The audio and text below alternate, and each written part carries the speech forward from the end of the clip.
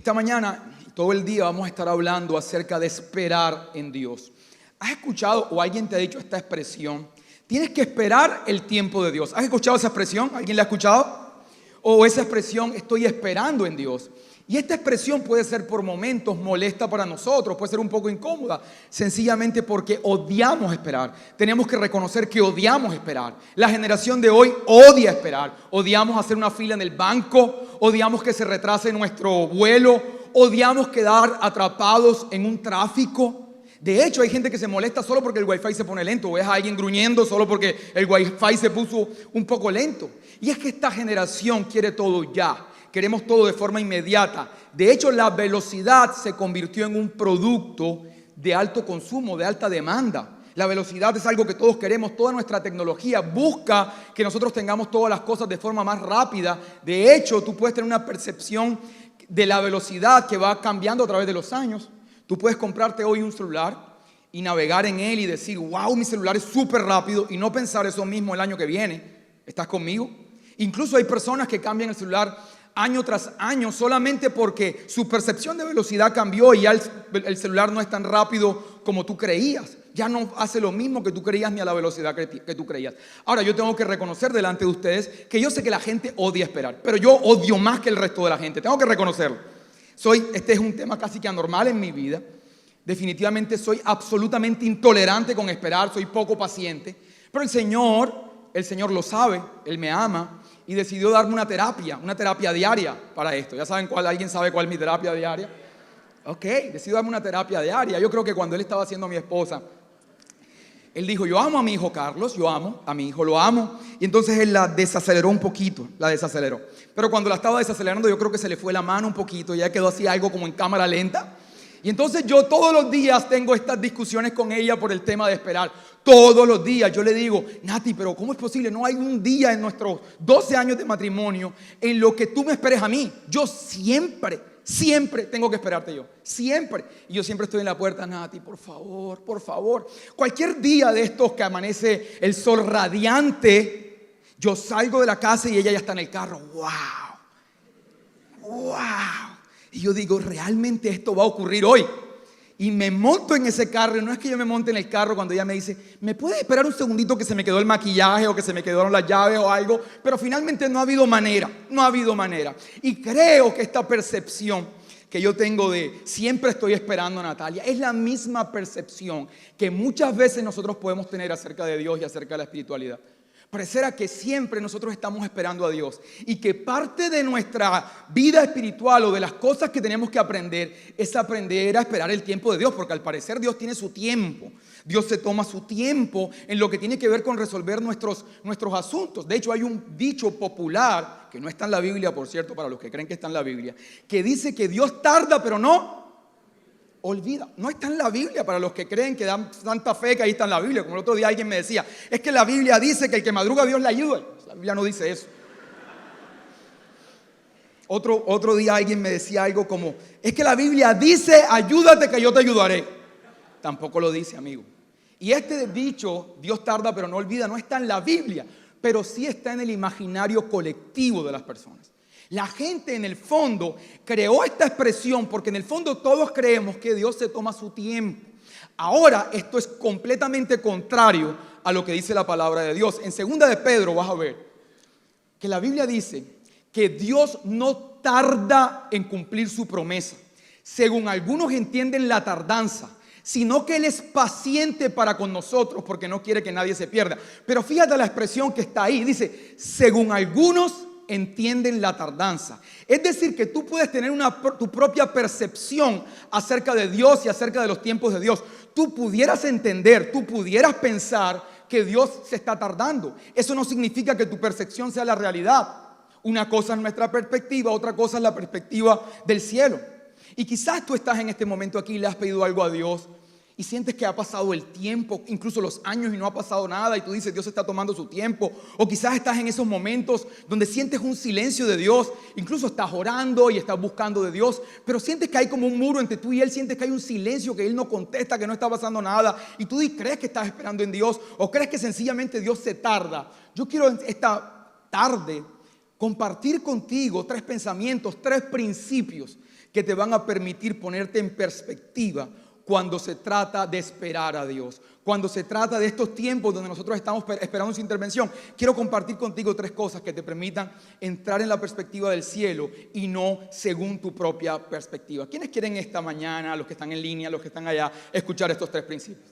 Ok, vamos a leer el primero y lo van a leer a la cuenta de 3 con mucha fuerza. 1, 2 y 3.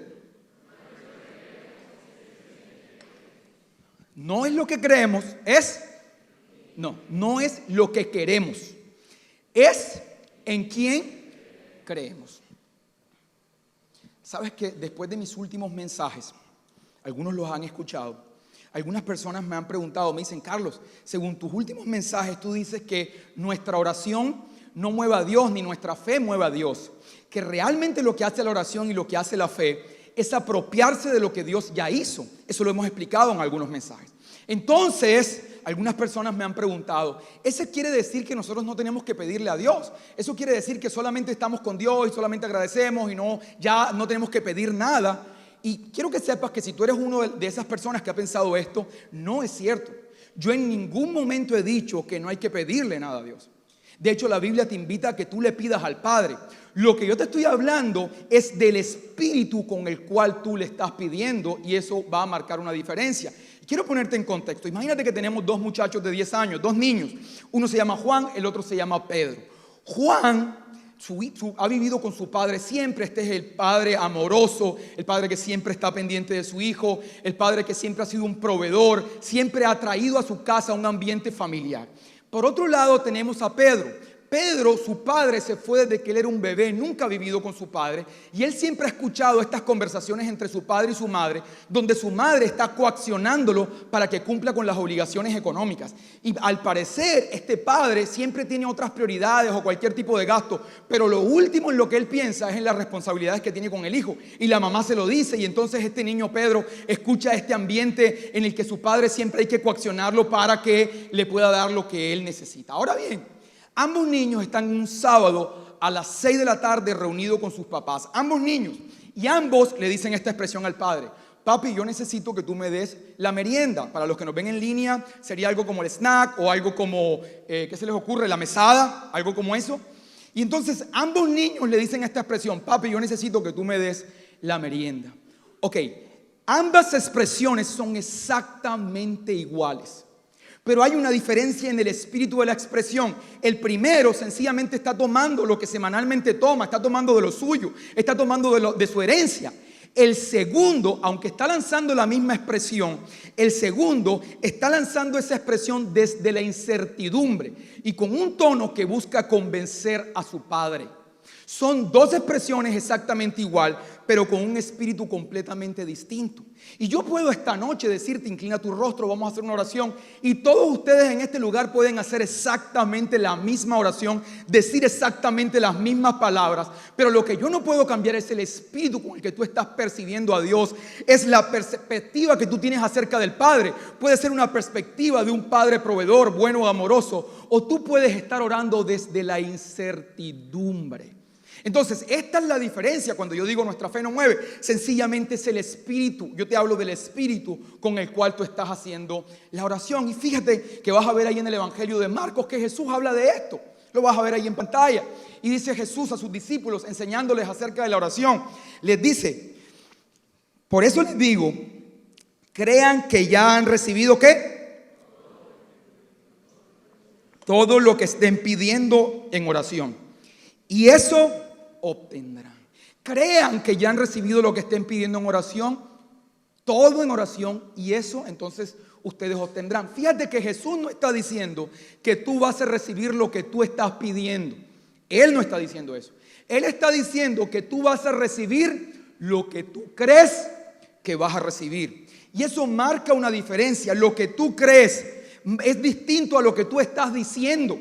Es muy diferente, y a veces hay una contradicción entre lo que nosotros estamos diciendo y lo que nosotros creemos. Son 2 cosas distintas. Un día estaba leyendo y escuché a este predicador, o leí de este predicador Joseph Prince, que algunos de ustedes han comprado sus libros, y leí en otro par de libros este mismo testimonio, como que es un testimonio famoso en los Estados Unidos, de un evangelista muy famoso en los Estados Unidos que estaba haciendo una campaña de sanidad.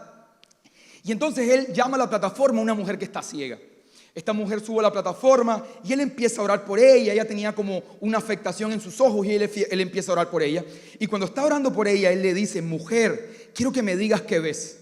Y la mujer trató de abrir sus ojos de alguna forma y él entonces le dice: no, mujer, quiero que me digas qué ves. Y entonces ella intentó abrir los ojos nuevamente y él le volvió a decir: no, mujer, no abras tus ojos, quiero que me digas qué ves. Entonces ella entendió que él le estaba preguntando era lo que veía internamente. Por un momento ella contestó: yo me puedo ver a mí misma viendo. Cuando ella dijo esto, el evangelista le dijo: ahora puedes abrir tus ojos. Y empieza a hacerlo lentamente. Y esta mujer recuperó la sanidad delante de muchas personas y este testimonio quedó grabado en la historia. Entonces hay una pregunta para ti. ¿Qué es lo que tú estás viendo cuando tú estás orando? Porque puedes estar lanzando palabras, puedes estar enfocado en lo externo, en la apariencia, en la forma de la oración externa, sin estar atento a cuál es el espíritu que guía esta oración. Un espíritu de incertidumbre o un espíritu de paternidad. Uno de estos dos espíritus está guiando tu oración, o el espíritu de incertidumbre o el espíritu de la paternidad. Fíjate que tú pudieras estar orando por tus hijos, por ejemplo, y poder pedirle a Dios por tus hijos, pero mientras estás diciendo esas palabras, estás viendo unas imágenes de terror, de cosas complicadas. Estás viendo a tu hijo en la clínica, estás viendo a tu hijo consumiendo drogas, estás viendo a tu hijo tomando malas decisiones y estás orando por una cosa, pero por dentro el temor te está llevando a ver otra. Entonces no hay una coherencia entre lo que estás orando y lo que estás viendo. O quizás pudieras estar orando por finanzas y le dices: Señor, yo quiero que tú me prosperes, yo quiero que me hagas próspero. Mientras estás haciendo esta oración, estás viendo una imagen ahí por dentro donde tu esposa está peleando contigo porque no hay dinero. Estás viendo una imagen donde llegó el día en que no pudiste darle comida a tus hijos o no pudiste cumplir con las responsabilidades.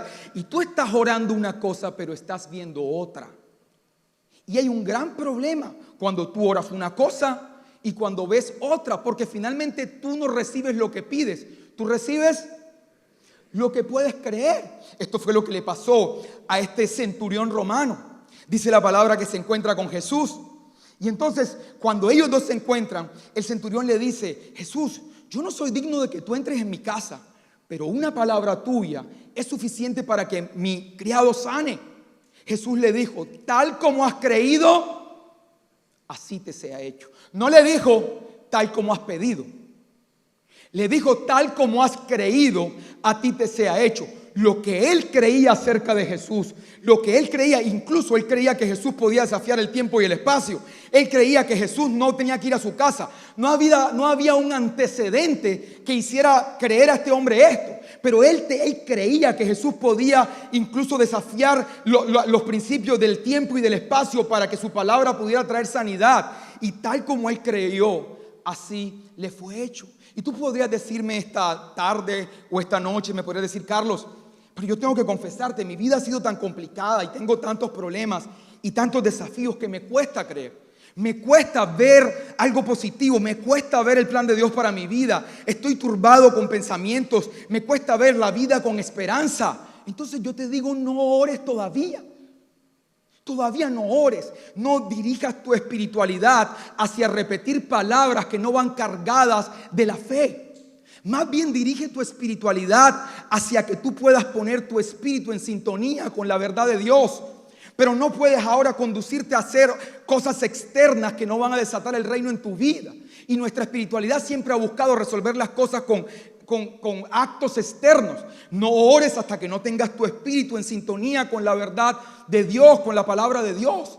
No lo hagas todavía. Fíjate que tú te vas a encontrar, por ejemplo, Job. Los que han leído el libro de Job saben que él vivió una cantidad de situaciones adversas, desgracias, todo tipo de situaciones. Pero al final, cuando él fue restaurado, él dijo algo que todo el mundo recuerda: de oídas te había oído, pero ahora mis ojos te ven. Él no estaba diciendo que lo estaba viendo físicamente. Él estaba diciendo que había tenido una revelación del Padre, una nueva manera de ver el Padre. Ya no estaba siendo guiado por el espíritu de la orfandad. Ahora él tenía una nueva revelación del Padre que iba a ser importante para que Satanás no pudiera volver a tocarlo. Entonces, antes de ir a hacer repeticiones de oraciones, más bien pon tu espíritu interior en sintonía con la palabra. Por eso Jesús, un día hablando de los fariseos, dice: no sean como los fariseos, porque a ellos les encanta orar. Y tú puedes estar en cualquier escenario religioso y te van a decir, lo que falta es oración. No siempre. Es que te falta oración y te faltan rodillas. No siempre. De hecho, Jesús decía, no sean como ellos porque ellos aman orar. Aman orar. Pero ¿qué es lo que hacen? Utilizan palabras, repiten, son vanas repeticiones, decía Jesús. Y te lo voy a explicar a qué se refería con vanas repeticiones. Presta atención. Lo que tú crees se libera en el mundo físico a través de tus palabras y a través de tus actos. Por eso es importante que tú hables y actúes conforme a lo que crees. ¿Estamos claros? Lo que tú crees se libera a través de tus palabras y a tus actos. Es decir, que cuando tú estás orando, a través de tus palabras estás liberando lo que crees. Entonces la oración no es más que el gatillo que dispara lo que tú crees. ¿Estamos claros? Ahora, si tú solo disparas el gatillo, pero esa arma no tiene balas porque no crees nada, tú estás gastando tu espiritualidad en vanas repeticiones, repitiendo y repitiendo, pero esa arma no está cargada, porque la oración es solo un gatillo, pero ese gatillo no tiene balas, porque las balas solo las vas a tener cuando tu mundo externo esté alineado con la palabra y con las verdades de Dios. Ahora, tú no vas a poder alinear tu mundo interior con las verdades de Dios si primero no tienes una revelación del Padre. Porque tú no puedes pujar para creer. Tú no puedes pujar para tener fe. Porque no se trata de lo que quieres, se trata de en quién crees. Entonces tú tienes que tener un encuentro con Jesús que ponga la imagen correcta acerca del Padre, para que se vaya el espíritu de orfandad y para que se vaya el espíritu del temor y el espíritu de la incertidumbre. Este Jesús hemos creído que solo vino a la tierra a morir por nuestros pecados. No, Jesús vino a la tierra, murió en la cruz por nuestros pecados, pero no solo vino a eso. Este Jesús vino a revelar la imagen del Padre.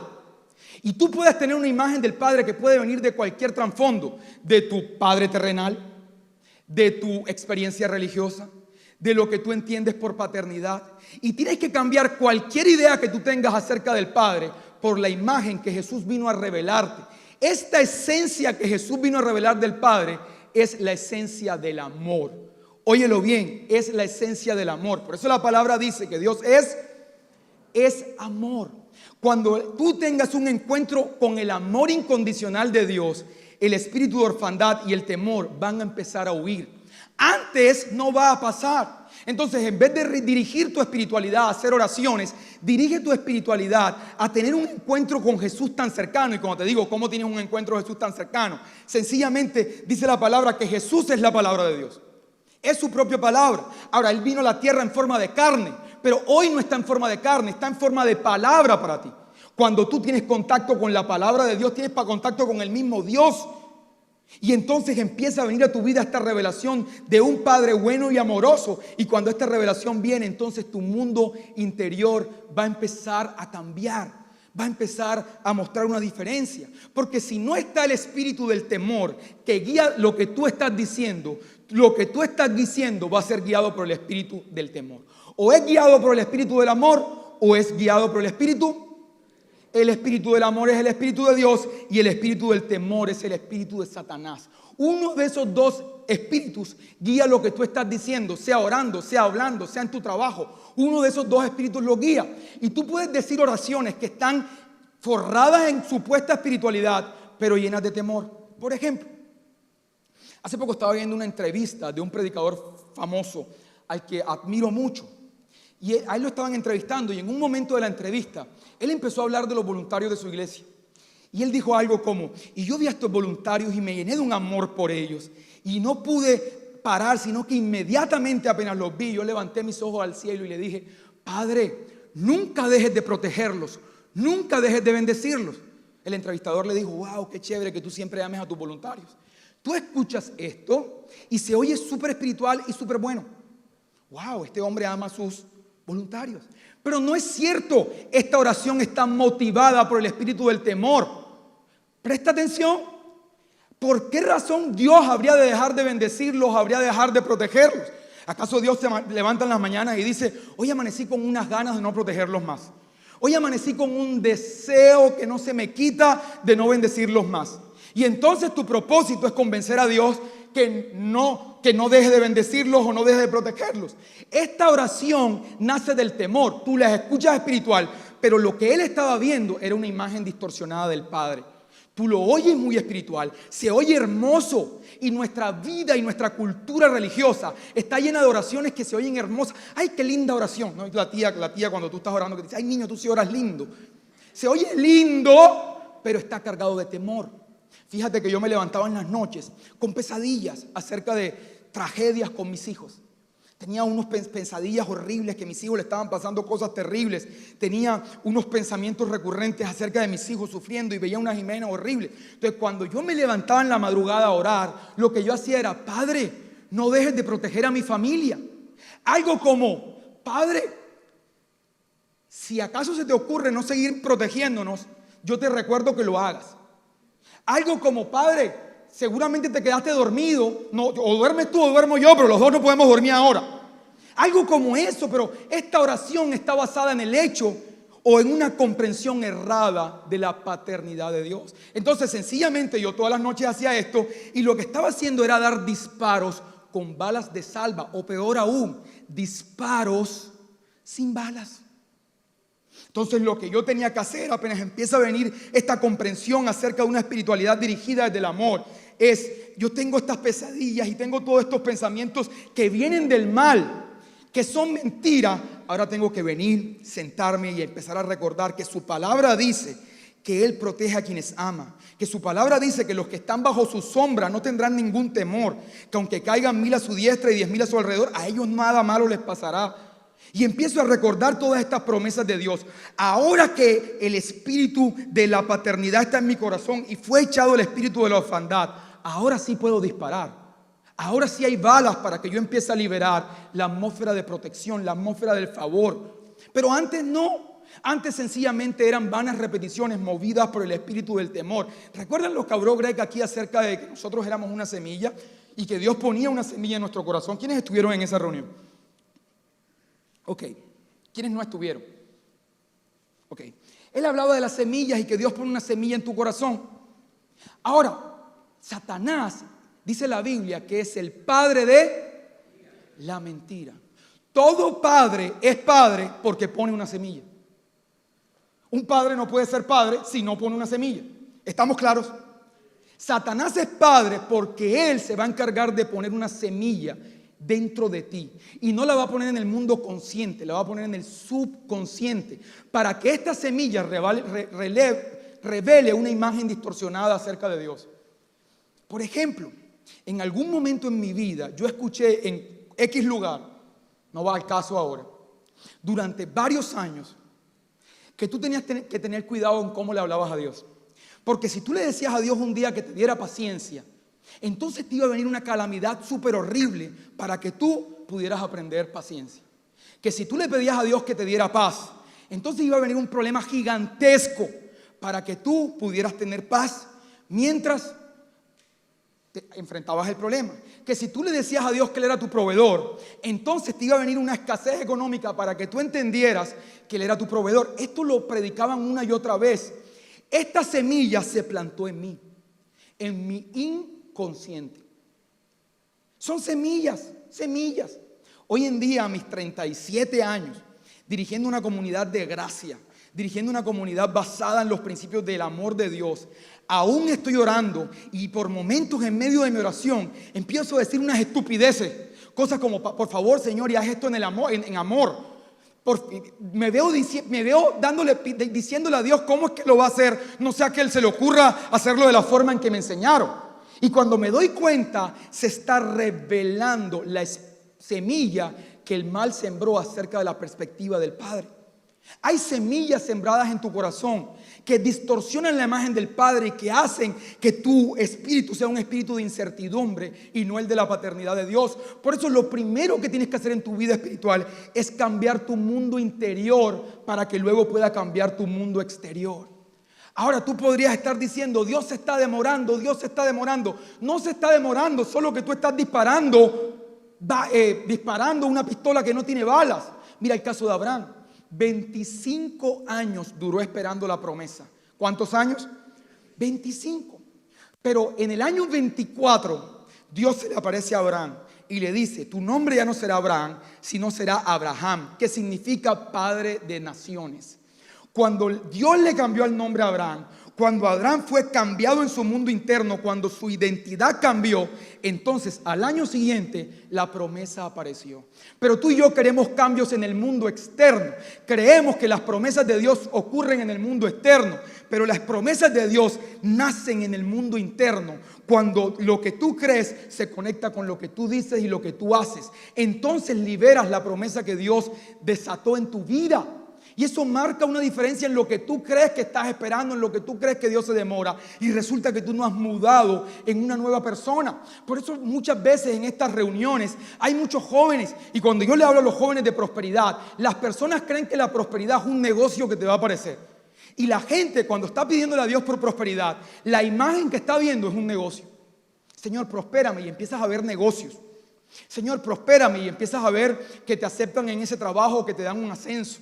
Amigo, la prosperidad no es ni un negocio, ni un ascenso, ni un mejor sueldo. La prosperidad es un asunto de identidad. Hay un momento en la vida en que tú dejas de ir detrás de las bendiciones y tú te vuelves una bendición. Es por eso que la Biblia dice que las bendiciones de Dios nos persiguen y nos alcanzan. Persiguen y alcanzan a aquellos que son una bendición. Esto es un asunto de identidad. Y en tu vida tienes que cambiar el nombre que tienes, con el que has sido guiado, por el nombre que Dios te ha dado, para que puedas avanzar hacia el destino que Dios tiene para ti. ¿Están claros hasta ahí? Ok, vamos al segundo punto.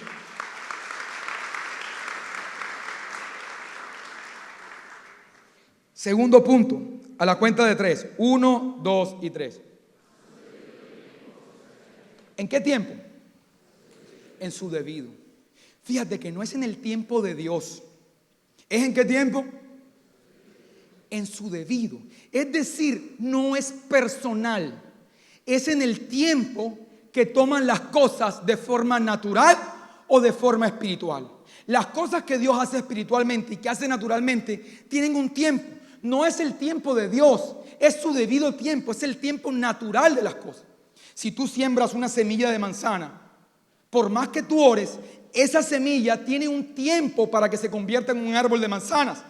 Entonces no es el tiempo de Dios, es el tiempo en el que germinan los árboles de manzana.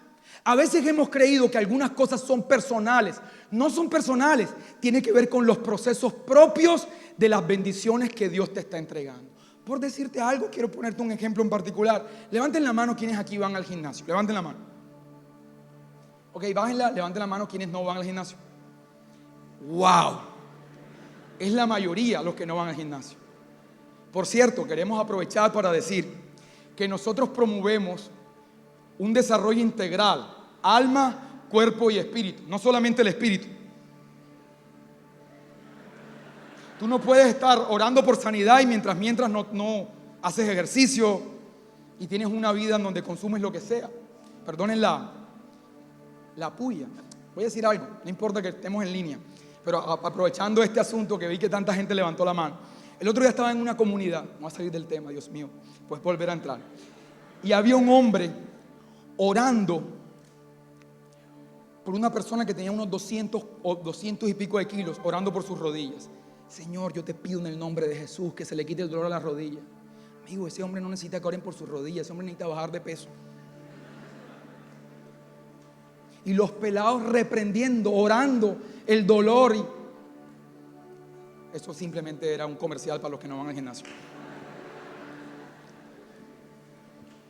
Y entonces tú vas al gimnasio y ves a este personaje que levanta un peso impresionante. Y tú dices, wow, yo nunca voy a poder hacer eso. Nunca. Este tipo tiene unas habilidades especiales. En el caso mío particular, lo que yo pienso que nunca voy a poder hacer es gente que hace barras de espalda y barras de cabeza y hace unas barras increíbles. ¿Por qué? Porque yo no me puedo hacer ni una barra. No entiendo por qué. No sé qué pasa. Pero entonces el punto es que yo voy a hacerme una barra y no puedo. Y es vergonzoso que mi entrenador me tiene que agarrar por las piernas para ayudarme a hacer una barra. Y todo el mundo, todos estos hombres musculosos me quedan viendo yo haciendo una barra y mi entrenador ahí prendido detrás de mí. Y sabes, por momentos tú piensas que tú nunca vas a poder hacer esas cosas porque esas personas tienen una fuerza o unas habilidades especiales. Y no es cierto. Realmente la diferencia entre esas personas y tú es que ellos un día estuvieron donde tú estabas y ellos no desistieron.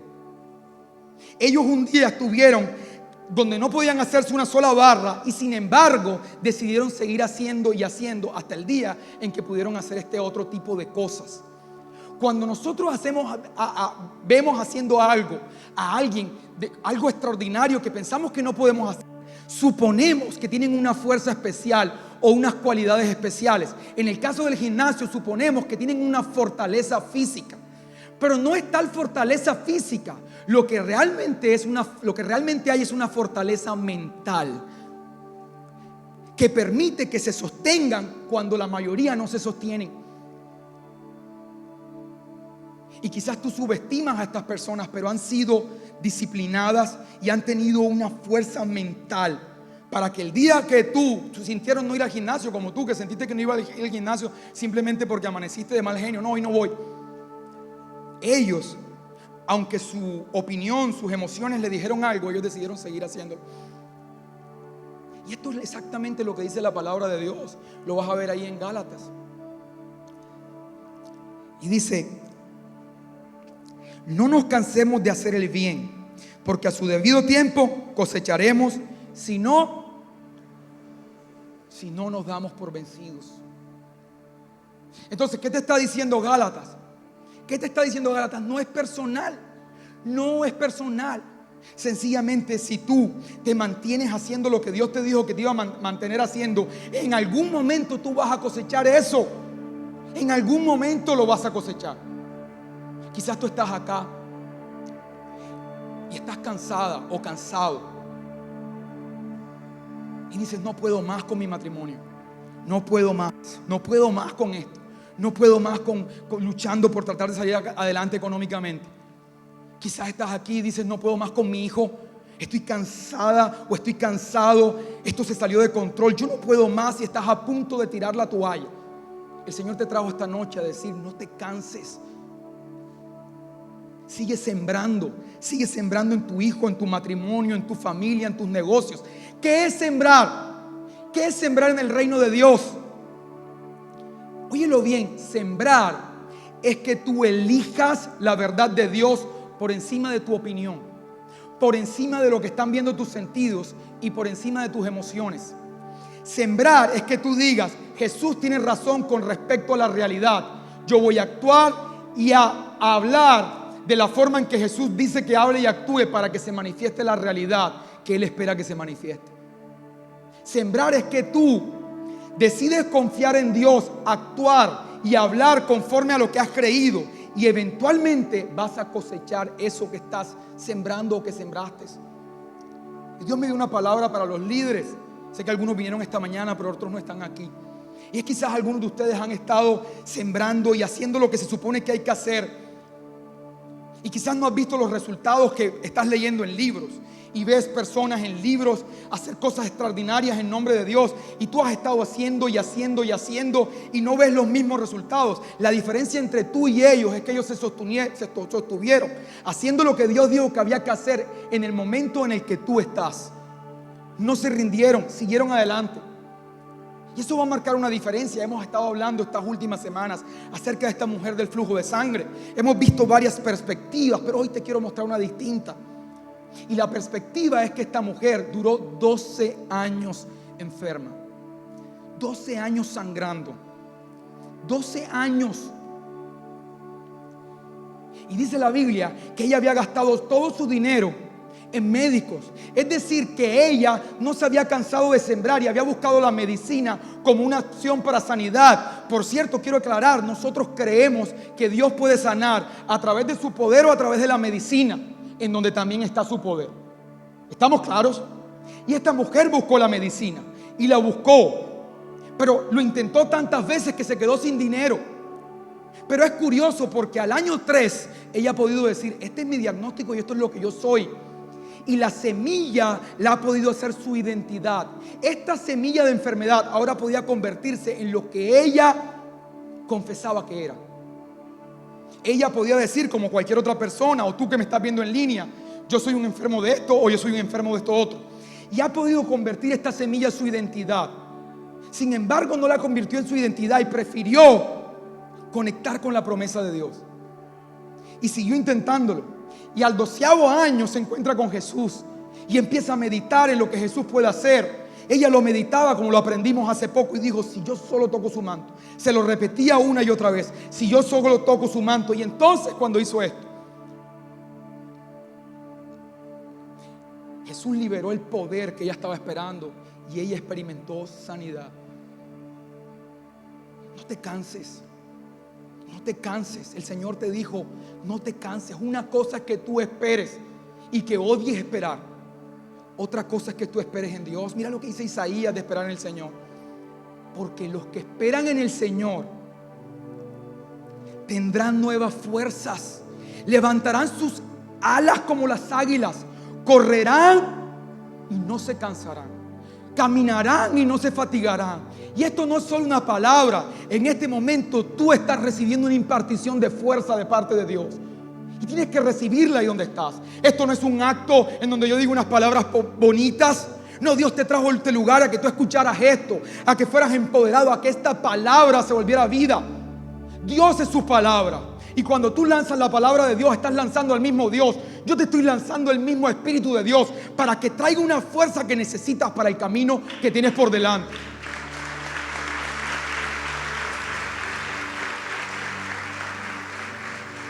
No te canses. Si tú me estás viendo en línea, no te canses. Aquí hay personas que sienten que ya no pueden más. Quizás un diagnóstico y sientes, no puedo más, no puedo más. Tienes que entrar en el reposo del Señor. Esta mujer que está diciendo, no puedo más con este niño, no puedo más con este niño. No te canses, recibe la fuerza del Señor. Hay una persona que ha estado luchando con la migraña por años. Por años. Y el Señor te dice, no te canses, no te canses, sigue confesando la verdad de Dios. Una persona en este lugar con problemas cardíacos y has luchado por años con esto y va y regresa y vuelve y atropella tu vida a esta situación. El Señor te dice, no te canses. Voy a tomar un riesgo que nunca he tomado, pero lo voy a tomar hoy aquí. Quizás tú que me estás viendo en línea, o quizás es alguien aquí, o quizás es un familiar de alguien que está en línea, pero hay un hombre que está desesperado. Y creo que tu nombre es Camilo. Y está desesperado y ha pensado en quitarse la vida porque sientes que no estás disfrutando la vida. No sé qué te está pasando, pero sientes que no estás disfrutando la vida porque estás tan cansado con luchar con la situación que estás enfrentando que dices, no puedo más. Y el Señor te dice, no te canses, Camilo. No te canses. Recibe la fuerza que viene de parte de Dios. Recíbela aquí y ahora. No te canses. La Biblia cuenta la historia de David también. Esperó 13 años para ser rey. 13 años. Y no hizo más que hacer las cosas que debía hacer, los principios de Dios. Lo primero, su familia lo rechazaba. Sin embargo, él seguía siendo responsable con las ovejas de su padre. Su padre lo rechazaba, sus hermanos lo rechazaban, pero él seguía siendo responsable con las ovejas. Después Saúl, Dios lo envió a que fuera y tocara el arpa. Y mientras él tocaba el arpa, el espíritu que perturbaba a Saúl se iba. Sin embargo, Saúl le tiraba lanza para matarlo. Y él aún seguía siendo fiel a las promesas de Dios y a lo que debía hacer. Y luego Saúl lo persiguió para matarlo. Y teniendo la oportunidad de matarlo, nunca lo hizo. Porque él prefirió escoger el reino, escoger los principios del reino que su opinión, que sus emociones. Escoge la verdad de Dios por encima del cansancio y recibe la fuerza que Dios tiene para ti hoy. Recíbela. Y por último, escucha esto.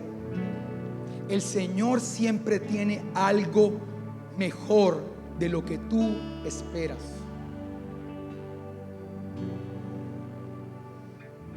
El Señor siempre tiene algo mejor de lo que tú esperas. Mira que si tú vas al médico hoy y le dices, doctor, tengo un fuerte dolor de cabeza hace 3 meses. Hace 3 meses tengo este dolor de cabeza que no lo soporto. Yo necesito que usted me dé una pastilla. Si ese médico te da una pastilla, ese médico es un irresponsable. Porque él necesita saber cuál es la raíz del problema que ocasiona el dolor de cabeza. Y si él te da una pastilla, escucha esto, solo va a ser un paliativo que no solo no va a resolver el problema, sino que además lo va a esconder. ¿Estamos claros? No solo no lo va a resolver, sino que lo va a esconder. Y pudiera esconderlo y esconderlo mientras por dentro la raíz está matando a la persona. ¿Estamos claros? Hace unos 2 años, mi hija Yashua tenía 10 años. Y ella me dijo: papi, yo quiero un celular.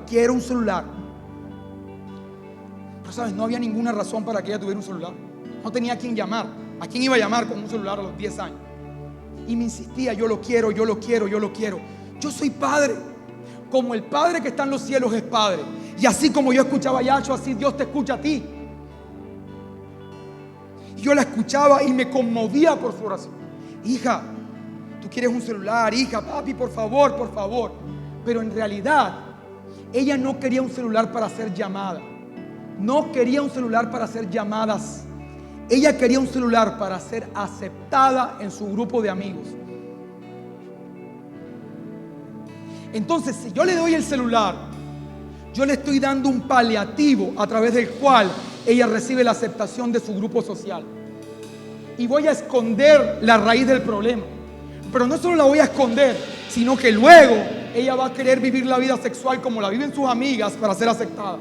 Luego ella va a querer un carro, va a querer una casa, va a querer una posición social solo para ser aceptada. Si yo le doy aquello que se convierte en un paliativo, no importa que ella crea de mí, no importa si ella cree que yo soy lento, no importa si ella cree que yo soy desatento, que no escucho su oración, yo tengo que ir a la raíz del problema.